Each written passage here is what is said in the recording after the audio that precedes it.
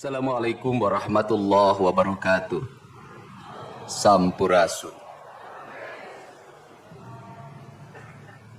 Yang saya hormati Forkopimda Provinsi Jawa Barat, hadir pada kesempatan pagi hari ini Wakil Ketua DPRD Provinsi Jawa Barat, Ketua Komisi 5 DPRD Provinsi Jawa Barat dan seluruh anggota, Kasdam 3 Siliwangi, Wakapolda Jabar, Wakajati Jabar, dan sahabat saya hadir juga, dan Kodiklat TNI.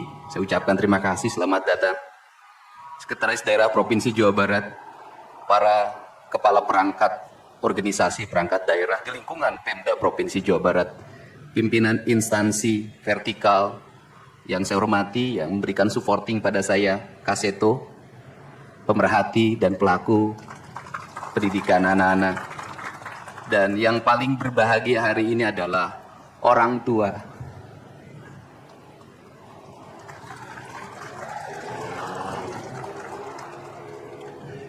Dari 273 anak-anak Jawa Barat yang terjaring di seluruh provinsi Jawa Barat dengan berbagai latar belakang, dengan berbagai kondisi, dengan berbagai keadaan, hari ini sudah tumbuh menjadi anak-anak yang sehat, memiliki visi dan memiliki harapan. Bahkan menurut saya jauh lebih baik dibanding yang tidak mengikuti pendidikan di Dodik, Lembang, Rindam 3 Siliwangi. Saya ucapkan terima kasih buat komandan, wakil komandan, dan para pelatihnya.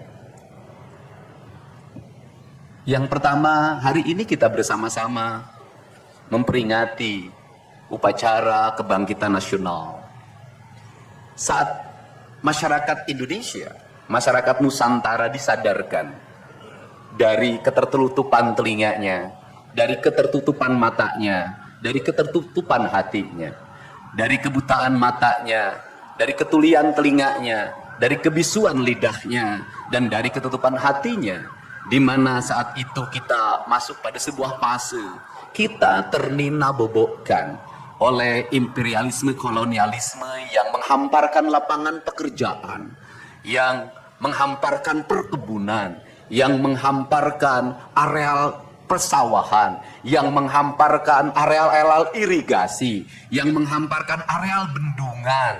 Tetapi mereka mengisi gedung sate ini, mereka mengisi gedung-gedung indah dan mewah di seluruh Nusantara. Tetapi gedung-gedung itu hanya memiliki hak mereka untuk melakukan pengelolaan keuangan, untuk melakukan pengelolaan kekuasaan, di mana seluruh hasil kekayaannya dinikmati oleh mereka dan dikirimkan ke negerinya. Dan kemudian rakyat Indonesia hanya menjadi kuli dengan gaji yang terbatas. Dan beberapa orang Indonesia yang tunduk menjadi kaki tangannya, menikmati sebagian kekuasaannya, bahkan menikmati uang-uang yang seharusnya dibayarkan kepada para pekerja Indonesia yang lapar, yang hitam kelam terbakar, yang disebutnya sebagai rodi. Mereka mengambil hak-hak mereka dan dinikmati oleh mereka yang hari itu berkongsi dengan kolonialisme. Maka kesadaran itu tumbuh. Lahirlah gerakan Budi Utomo, lahirlah gerakan Sumpah Pemuda, dan seluruh gerakan itu dimulai dengan sebuah kesadaran dan hilangnya rasa takut pada dirinya bahwa kita adalah pemilik hak dari negeri ini. Hari ini kita disadarkan pada sebuah peristiwa di mana kita sering buta mata kita sering tuli telinga kita, dan kita sering gagu lidah kita ketika anak-anak kita berteriak di jalanan, mengusung sangkur, membawa celurit, saling berkejaran, darah menetes di setiap sudut kota, motor-motor dibakar, orang menjerit penuh rasa ketakutan. Kita hanya bisa diam. Ketika di sudut-sudut kota anak-anak kita menenggak ciu, ketika sudut-sudut kota anak-anak kita makan eksimer, ketika di sudut-sudut kota anak-anak kita makan minuman oplosan, mereka jatuh tersungkur, matanya merah penuh dengan rasa emosi, pulang ngamuk ke orang tuanya, kita hanya bisa diam. Ketika anak-anak kita menghabiskan waktu main game online sampai jam 4 pagi, tidak masuk sekolah, di rumah ngamuk, mengancam orang tuanya dengan pisau, menusuk kakeknya dengan sangkur, kita hanya bisa diam. Proses kita hanya dua, pidana dan penjarakan dalam penjara anak. Tetapi kita tidak pernah menyadari bahwa seluruh lorong-lorong kegelisahan mereka, seluruh hiruk pikuk jalanan tak membuat mereka nyaman. Sudut-sudut rumah menjadi neraka bagi kehidupan mereka. Lapangan-lapangan bola tergusur menjadi industri perumahan pemukiman dan pertokoan. Mereka kehilangan tempat bermain. Mereka kehilangan air yang jernih di sungai sehingga bisa mereka berenang. Mereka kehilangan gunung-gunung yang indah tempat mereka bercengkrama dengan alam. Mereka kehilangan sawah yang terhampar. Yang mereka lihat adalah kebisingan dan kebisingan. Bising di jalanan karena knalpotnya brong. Bising di rumah karena orang tuanya bertengkar. Maka mereka lari dalam lorong-lorong gelap. Digenggamnya handphone, diambilnya obat-obat terlarang, ditengahnya minuman dalam sebuah kelompok yang sama. Kita orang-orang yang terpinggirkan di rumah, kita orang-orang yang terpinggirkan di sekolah. Guru-guru telunjuknya menunjuk pada wajahnya, tapi tak bisa memberikan solusi kegelisahan jiwanya. Semua orang hanya memberikan pengamatan, analisis, kajian. Itulah metodologi yang dikembangkan bangsa ini. Tetapi tidak ada yang berani mengambil solusi, mengangkat mereka di sudut jalanan, dimasukkan ke barak, dididik secara militer, diarahkan menjadi anak-anak yang berguna. Kedisiplinan militer adalah harga mati bagi kemajuan bangsa, bukan musuh. Pandangan-pandangan buruk terhadap militer adalah pandangan-pandangan orang yang takut anak-anak Indonesia bangkit, yang takut anak-anak Indonesia mencapai kemajuan. Mereka takut bangsa ini menjadi bangsa kokoh dan tegap. Mereka ingin bangsa Indonesia menjadi bangsa pemabuk yang setiap hari mabuk akan ilmu pengetahuan, yang setiap hari bertengkar di TV, yang setiap hari bertengkar di medsos. Sementara hamparan kekayaan alam diambil sama mereka. Janganlah kita menjadi antek dari bangsa lain, memporak-porandakan diri sendiri dan bangsanya dengan alasan pengetahuan, dengan alasan hak asasi manusia. Anak membawa motor di bawah umur adalah pelanggaran hak anak. Kapan kita bertindak? Dan selama ini kita membiarkan anak-anak nonton film tanpa didampingi oleh orang tua. Itu adalah pelanggaran anak, dan kita tidak pernah bertindak. Anak-anak di bawah umur merokok, minum minuman keras, itu adalah pelanggaran hak anak. Semuanya kita berdiam. Anak-anak main game online, nonton tayangan-tayangan dewasa lewat media sosial, kita berdiam. Negeri ini akan hancur manakala semua orang berdiam. Maka orang yang memegang kekuasaan harus menggunakan tangannya untuk merubah seluruh kemunkaran ini menjadi sebuah kebajikan. Kalau kita berkomitmen pada bangsa ini, problem anak-anak kita adalah mengkonsumsi tayangan yang bukan haknya di media sosial. Maka saya meminta peraturan pemerintah yang mengatur tentang itu segera dilaksanakan. Anak-anak di bawah umur tidak boleh mengakses media sosial yang bukan haknya. Seberapa besar pun gagasan yang saya gagas, seberapa kuat pun kekuatan yang saya bangun, saya tidak akan bisa melawan jutaan akun yang merasuki otak kiri dan otak kanan anak-anak kita. Untuk itu, pada saat ini sudah saatnya kita tidak saling menyalahkan. Untuk itu saat ini tidak ada salahnya kita mengambil tindakan berdasarkan perilaku kita masing-masing. Perilaku ekonomi menyebabkan anak-anak kita kehilangan ibunya karena pergi ke luar negeri. Perilaku ekonomi mengakibatkan anak-anak kita tidak pernah bertemu dengan ibu dan bapaknya karena mereka mencari rezeki. Mereka ada di pojok-pojok rumah bersama kakeknya. Kakeknya melarangnya dia main game online, melarangnya pakai motor di jam 11 siang. Maka pisau dapur terhunus dan ditusuk seseorang kakek oleh cucu yang disayanginya. Kerangka pijak seperti ini harus dibangkitkan oleh kita. Semangat militer, bukan militerisasi. Kalau anak-anak dibangunkan jam 4 subuh, di mana letak salahnya dan di mana letak pelanggarannya?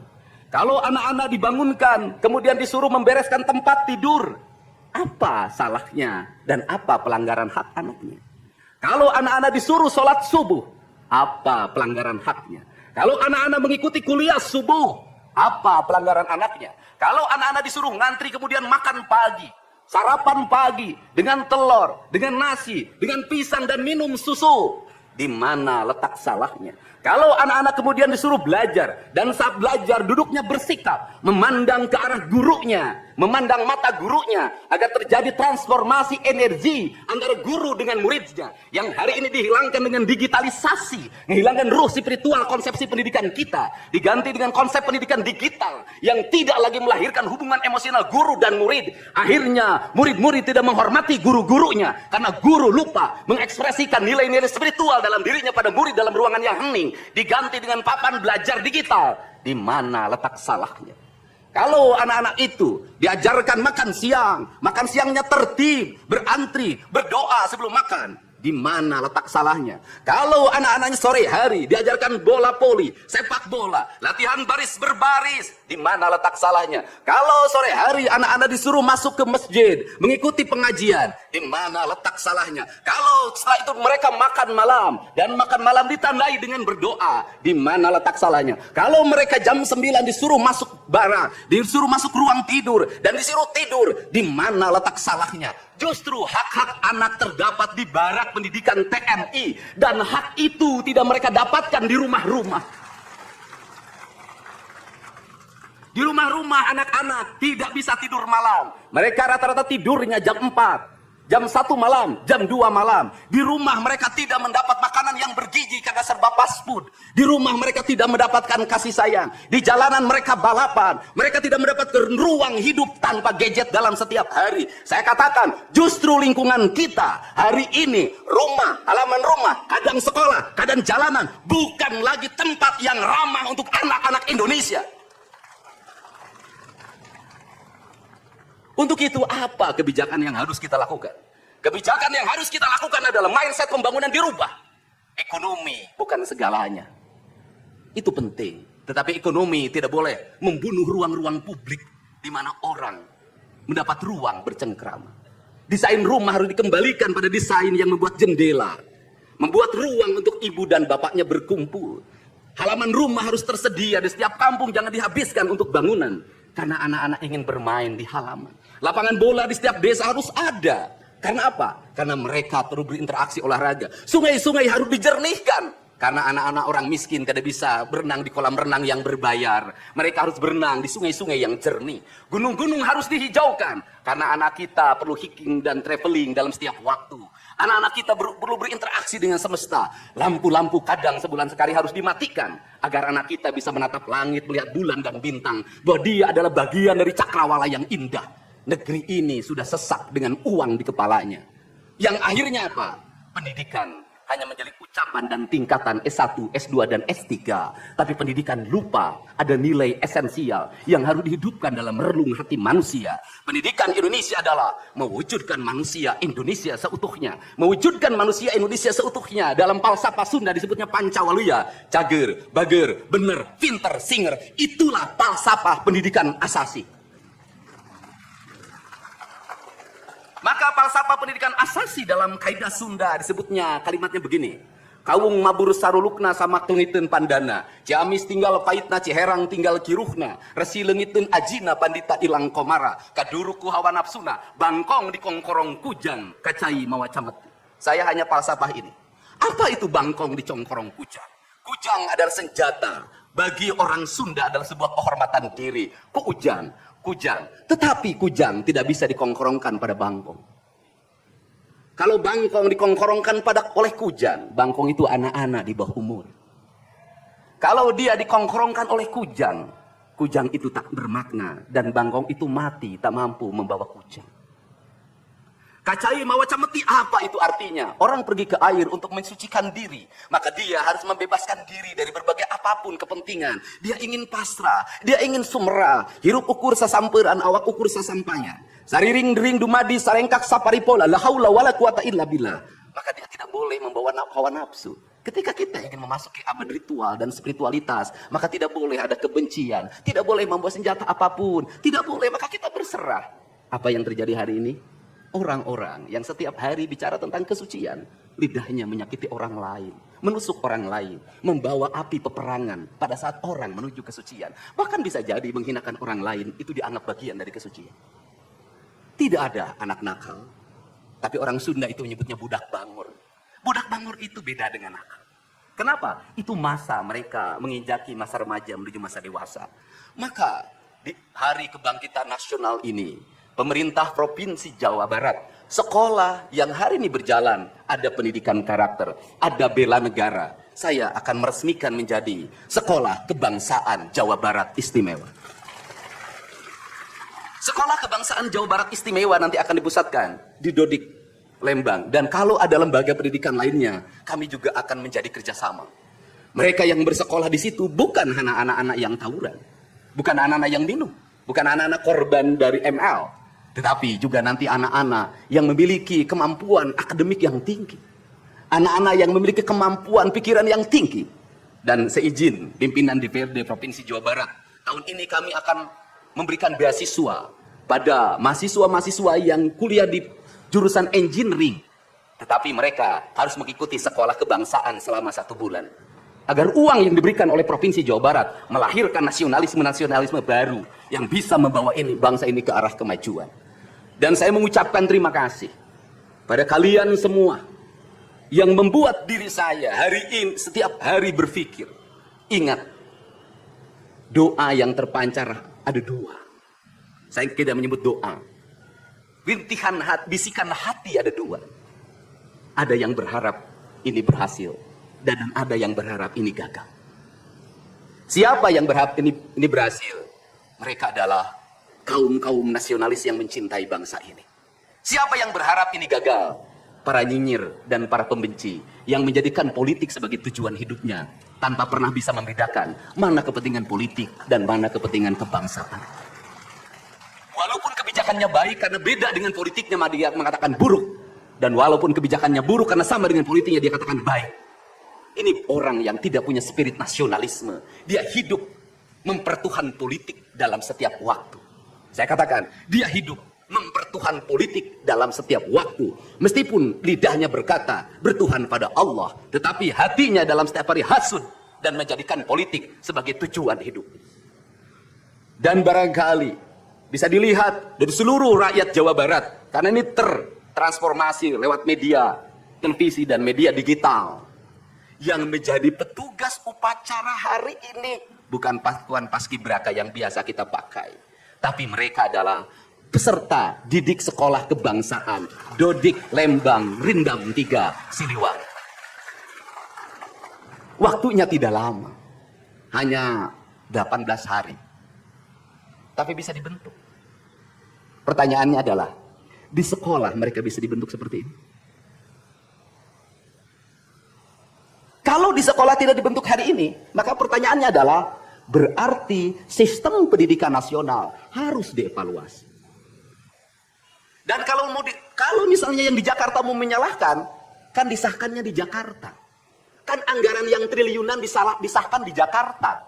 Kenapa anggaran yang triliunan ini tidak terevaluasi dalam setiap tahun? Saya katakan, sistem pendidikan yang di dalamnya angka-angka yang hanya orientasinya materi dan kepuasan dalam outcome dalam sistem pengelolaan keuangan tidak akan melahirkan apapun kecuali tumpukan kertas, software, dan hardware. Tetapi pendidikan yang lahir dari jiwa dan lahir dari cinta tanpa biaya yang besar, dia akan melahirkan anak-anak penuh dengan semangat kebangsaan dan punya spirit Pancawaluya. Itulah pentingnya hati. Itulah pentingnya rasa. Untuk itu, hari ini ada antrian, ribuan orang yang ngantri ingin memasuki pendidikan di pendidikan sekolah kebangsaan. Dan kalian semua hari ini bisa bertemu dengan orang tuanya. Bisa mendapat sertifikat dari kami dan bisa pulang dulu. Nanti dalam 2 minggu sekali kami siapkan mobil di setiap kabupatennya untuk pergi ke Dodik lagi, mengikuti pematangan, bukan di Dodik nanti, di Badan Diklat ESDM Pemda Provinsi Jawa Barat, kalau nanti di Dodik diisi oleh siswa yang baru. Dan kami akan memantau perkembangan kalian dalam waktu 1 tahun, bukan 6 bulan. Dan saya sudah meminta kepada Dinas Kesbangpol, Dinas Pemuda Olahraga, di upacara peringatan 17 Agustus 1945 Pemda Provinsi Jawa Barat, seluruh pesertanya berasal dari siswa didik sekolah kebangsaan di Dodik Lembang. Kalian semua jadi petugas upacara Agustusan nanti. Jadi tidak usah repot lagi. Ternyata bisa. Dan hari ini bisa kalian bahagia. Saya ngasih bonus untuk petugas upacara dari Dodik ini 25 juta untuk dibawa pulang ke rumahnya masing-masing. Dapat uang saku, makannya enak, tidurnya nyenyak, berubah mental, bajunya bagus, pulang dapat bonus, gratis lagi. Dan tentunya buat petugas yang lain juga kita siapkan 25 juta. Nanti ditanya lagi, itu duit dari mana? Ladang konten. Saya selalu ditanya, Pak Didi duitnya dari mana ngonten? Habis itu dimasalahin lagi, gubernur konten. Lebih baik dari jadi gubernur konten, punya duit diberikan pada rakyat daripada gubernur molor. Bener nggak? Ya kan, daripada gubernur tidur, gubernur protokoler, gubernur ingin dihargai, gubernur menghabiskan anggaran jalan-jalan ke luar negeri. Tuh hayang, tuh aing. Kang Deddy masuk gorong-gorong, ya sebentar lagi akan saya naik ke pesawat. Jadi Indonesia ini perlu mental yang kuat kalau ingin melakukan perbaikan. Kenapa? Harus kuat menghadapi kaum nyinyir. Dan biarkan yang nyinyir suruh sakit hati selamanya. Karena Jawa Barat akan terus mengalami peningkatan pembangunannya. Ini baru 3 bulan. 100 hari itu tanggal 30 Mei, 100 hari kepemimpinan saya. Belum 100 hari, sudah banyak orang yang kepanasan. Apalagi 5 tahun. Dan saya ucapkan terima kasih. Ini upacara yang spesial. Kita dihadiri oleh Korps Pasukan Khusus. Tepuk tangan semuanya. Ada Kopassus, ada Kostrad, ada Marinir, ada istilahnya apa sekarang, Kopasgat. Kemudian ada infanteri, ada cavalry. Kemudian ada pasukan angkatan laut. Kemudian juga ada Brimob, tepuk tangan semuanya, keren. Dan kalian semua, para peserta, ini yang keren-keren ini anak-anak kita ini. Anak-anak kita yang keren-keren ini, kamu tengok ke kanan, tengok kiri sambil minta sama Allah, besok kamu yang berseragam seperti mereka. Tepuk tangan kalian semuanya, semangat! Semangat! Semangat! Oke. Yang terakhir, ini buat Biro Umum. Ini harus dirubah, Pak. Pertama, ini tiang bendera menghalangi gedung sate. Benderanya nanti harus digeser ke sebelah sana. Dan nanti kalau upacara tidak menghadap ke sana, tapi dari sini menghadap ke sana. Agar panorama itunya tetap terlihat. Dan kalau di sana maka kebisingan kendaraan tidak akan terlalu mendominasi. Ini Feng Shui cara menata bangunan. Jadi saya dari tadi mandang gedung sate nggak bisa karena terpotong oleh tiang bendera. Dan nanti bagian protokoler itu masang podium nggak lurus ke tiangnya, agak mencong-mencong dikit. Maklum Pemda masih belum pakai rasa, masih pakai DPA. Yang penting di DPA-nya juga tidak melanggar. Nah ini orang estetik, dan di Pemda ini tidak pernah ada rapat untuk merumuskan ini. Cukup WA. Pak Sekda, Kesbangpol, Dinas Pendidikan, besok kita lakukan ini, anak-anak bajunya ini, dan saya terima kasih buat PLT Dinas Pendidikan yang stresnya banyak, suaranya sampai hilang, saking takut. Luar biasa, berdiri dong Kepala Dinas Pendidikan PLT. Di depan kamu pindah.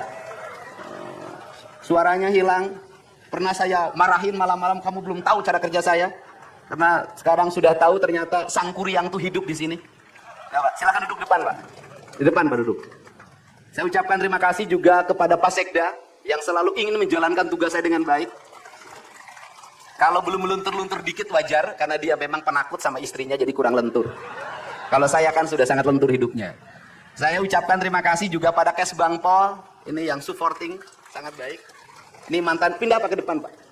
Ini jajaran protokoler, dan saya ucapkan terima kasih pada Pangdam 3 Siliwangi yang support full. Terima kasih. Kemudian Pangkostrat yang di Purwakarta juga melaksanakan dan berbagai divisi. Kemudian Komandan Dodik Rindam. Terima kasih.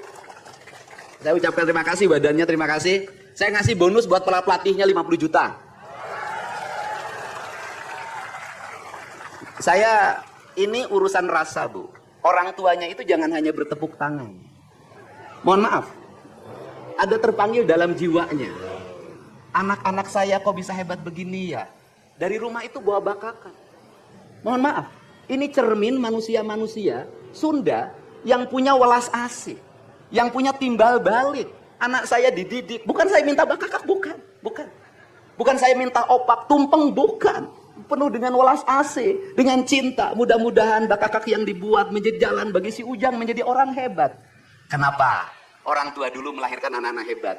Karena cinta rasa, bukan gratifikasi. Dia kenaikan kelas tidak bawa uang, dia bawa tumpeng buat gurunya. Dia bawa bakakak buat gurunya, karena gurunya telah mendidik anak-anaknya dengan baik. Itu cinta, itu rasa, bukan gratifikasi.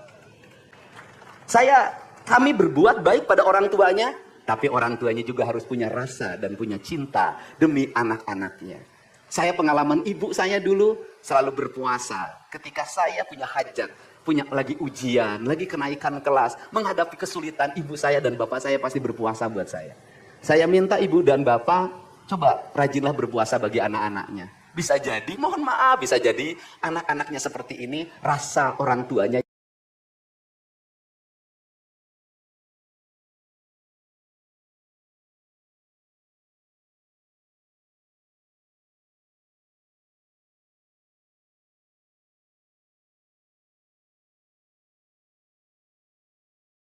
Bu. Orang tuanya itu jangan hanya bertepuk tangan. Mohon maaf, ada terpanggil dalam jiwanya. Anak-anak saya kok bisa hebat begini ya? Dari rumah itu bawa bakakan.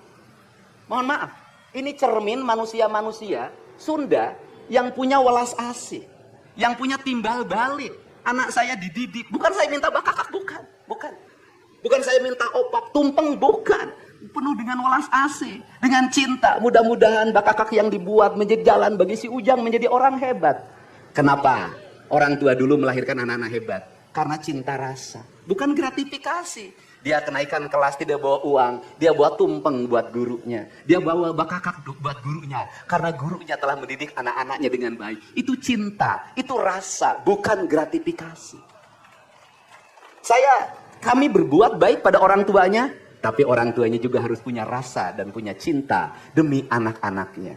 Saya pengalaman ibu saya dulu selalu berpuasa ketika saya punya hajat, punya lagi ujian, lagi kenaikan kelas, menghadapi kesulitan, ibu saya dan bapak saya pasti berpuasa buat saya.